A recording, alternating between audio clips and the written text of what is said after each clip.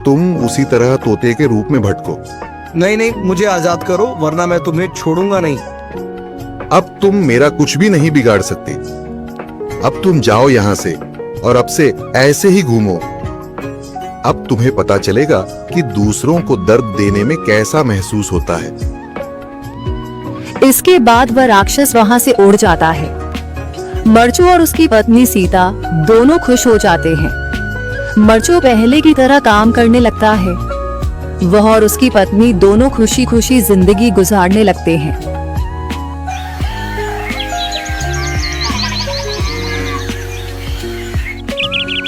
मरचू जंगल से लकड़ियां काटकर बाजार में बेचने गया, लेकिन उसे लकड़ियों के अच्छे दाम नहीं मिले। इस पर मरचू ने कहा, अरे भैया, इतने कम पैसे? इन पैसों में तो 2 वक्त का खाना भी नहीं मिलेगा।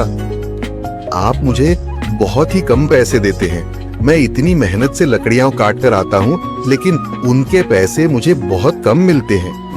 भैया, तुम्हारी लकड़ियां होती ही इतनी कमजोर हैं कि मैं इससे ज्यादा पैसे नहीं दे सकता।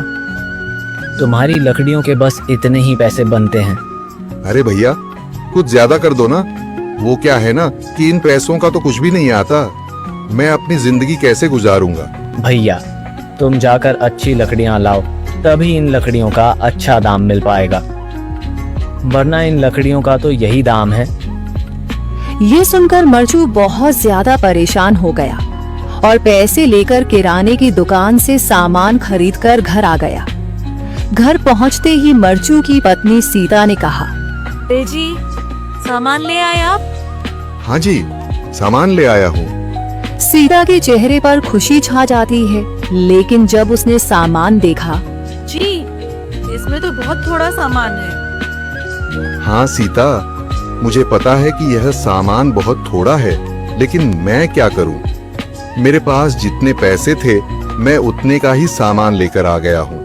इस तरह हमारा गुजारा कैसे हो पाएगा जी? आपको तो पता ही है कि हम कितनी मुश्किलों से गुजारा करते हैं। हाँ हाँ, मुझे पता है, लेकिन मैं कर भी क्या सकता हूँ?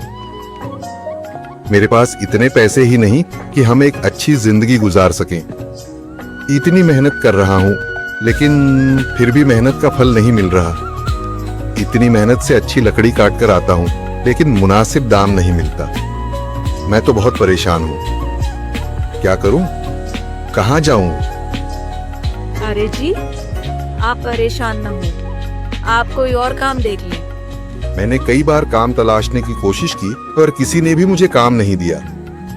ये सुनकर सीता भी काफी ज्यादा परेशान हो गई। मरचू से सीता की परेशानी नहीं देखी गई। उसने अपनी पत्नी सीता से कहा, मैं फिर से जंगल की ओर जा रहा हूँ। अरे जी, अभी मत जाइए ना, वैसे भी शाम हो रही है। आप कल चले जाइएगा, अभी मत जाइए। ठीक है, अगर तुम रोक रही हो तो मैं नहीं जाता। मैं कल चला जाऊंगा। इसके बाद मरचू गांव में घूमने के लिए चला गया। तभी उसे एक आदमी मिला और उसने कहा, कहाँ जा रहे हो भैया? और सुनाओ, क्या हाल चाल है? जिंदगी कैसे गुजर रही है? अरे भैया, तुम्हें तो पता है कि लकड़ियां काटकर कैसे गुजारा होता है। हाँ भैया, तुम सही कह रहे हो। और आसपास के जंगलों में अच्छी लकड़ियां भी नहीं है। इसके लिए तो जंगल के अंदर जाना पड़ेगा। पर जंगल के अंदर तो काफी सारे जंगली जानवर होंगे। मुझे बहुत डर लगता है भैया। मैं जंगल में कैसे जाऊंगा? हाँ भैया, जंगली जानवर तो होंगे, लेकिन अच्छी लकड़ियां तो वहीं से ही मिलेंगी। ये सुनकर मरचू बहुत ज्यादा परेशान हो गया, लेकिन वह आदमी बिल्कुल ठीक कह रहा था। जंगल के किनारे की सारी लकड़ियां कट चुकी थीं। अब सिर्फ जंगल के अंदर ही अच्छी लकड़ियां बची थीं।